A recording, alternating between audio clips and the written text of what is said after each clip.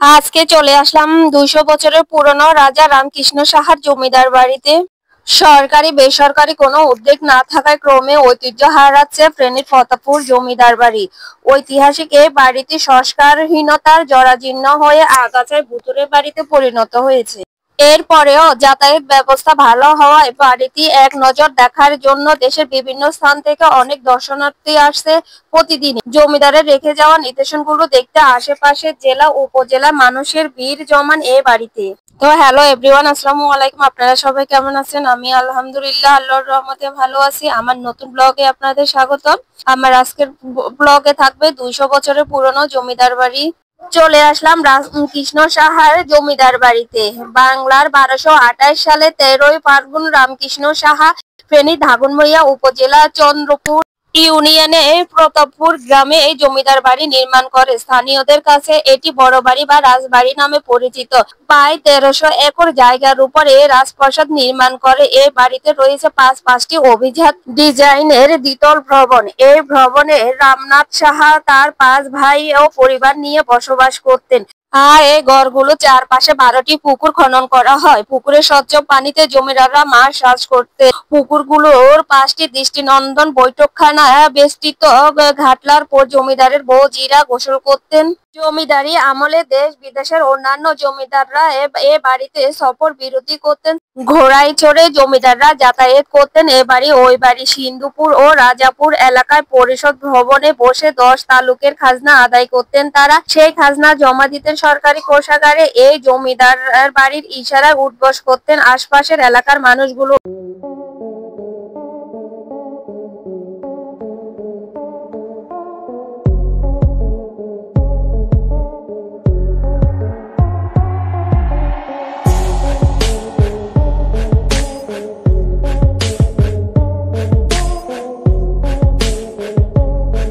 1950 সালে জমিদারি প্রথা বিলুপ্ত হওয়ার পর তাদের ক্ষমতা ও দাপট কমতে থাকে। এরপর দীর্ঘ 48 বছর পর্যন্ত তারা এই বাড়িতে নিজস্ব কার্যক্রম পরিচালনা করে। 1998 সালের দিকে ওই বাড়িতে কয়েকবার হামলা ও লুটপাট হওয়ার পর জমিদাররা ওয়ারিসদের মাঝে ভয় এবং কাজ করতে থাকে। এই জন্য তারা এক পর্যায়ে বাড়ি ছেড়ে অন্যথায় চলে যায়। এক পর্যায়ে ব্যবসা নিরাপত্তার অভাব, সাময়িক সমস্যা, যোগাযোগ সমস্যার কারণে ঢাকা, চট্টগ্রাম, ভারত, ত্রিপুরা, কলকাতায় চলে যান। যাওয়ার সময় তারা তাদের জমি ও পুকুরগুলো স্থানীয়দের মাঝে বর্গা দিয়ে যান।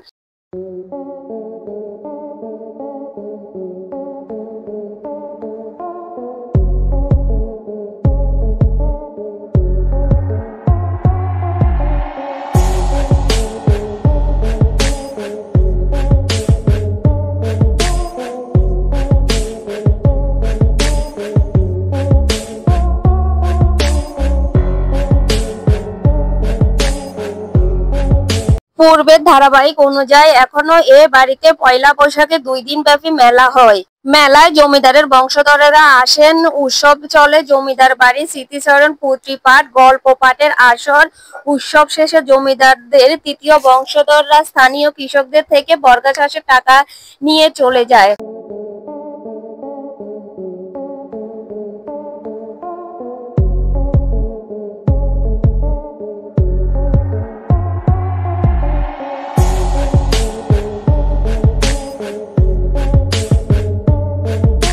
বাংলাদেশের আনাচে কানাচে পড়ে থাকা এইসব ঐতিহাসিক নিদর্শনের মধ্যে প্রতাপপুর জমিদার বাড়ি অনেক গুরুত্ব গ্রহণ করে। এখানকার দালান কোঠা দেখতে অনেকটা নারায়ণগঞ্জের পানাম সিটির মতো। ফলে কম সময়ে ফেসবুক ও ইউটিউবে বাড়িটির ঐতিহ্য শুনে দেশের বিভিন্ন এলাকা থেকে দর্শনার্থীরা ছুটে আসেন এখানে। কিন্তু সরকারি বেসরকারি কোনো উদ্যোগ না থাকায় ক্রমে ঐতিহ্য হারাচ্ছে ফেনী প্রতাপপুর জমিদার বাড়ি। ঐতিহাসিক এ বাড়িটি সংস্কারহীনতা জরাজীর্ণ হয়ে আগাছায় ভুতুড়ে বাড়িতে পরিণত হয়েছে। এরপরও যাতায়াত ব্যবস্থা ভালো হওয়ায় বাড়িটি এক নজর দেখার জন্য দেশের বিভিন্ন প্রান্ত থেকে দর্শনার্থীরা প্রতিদিনই আসে। জমিদারের রেখে যাওয়া নিদর্শনগুলো দেখতে আশেপাশের জেলা ও উপজেলার মানুষগুলোর ভিড় জমান এই বাড়িতে। জমিদার বাড়ির চারপাশে প্রকৃতি মনোরম পরিবেশের মাধ্যমে আর ঐতিহাসিক জরাজীর্ণ ভুতুড়ে বাড়ির ভিডিওটি আপনাদের কাছে কেমন লাগলো অবশ্যই কমেন্টের মাধ্যমে জানাবেন।